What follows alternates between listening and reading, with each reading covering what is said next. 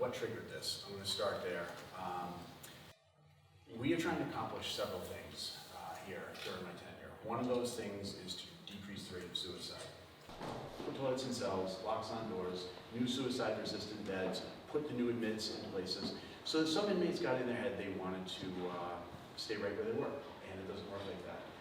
So when they got word on Thursday that they were going to be moved on Friday to a different housing unit, because they knew where they were going was going to be a housing unit that had locked doors.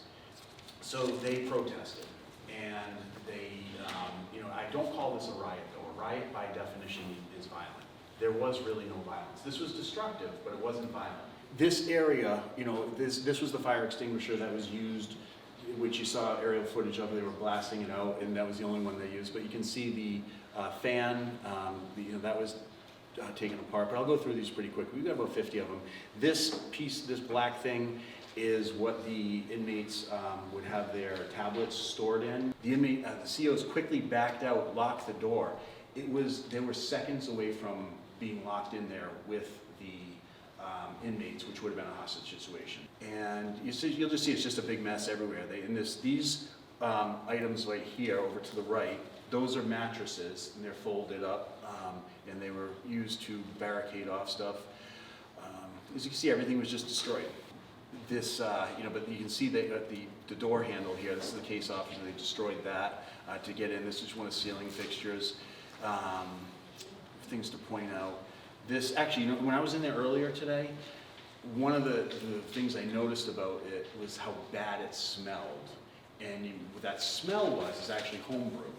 They were actually brewing their own, which is contraband. They're not supposed to be doing that. Over here, you actually have like a shank. There's something that somebody could be stabbed with right there.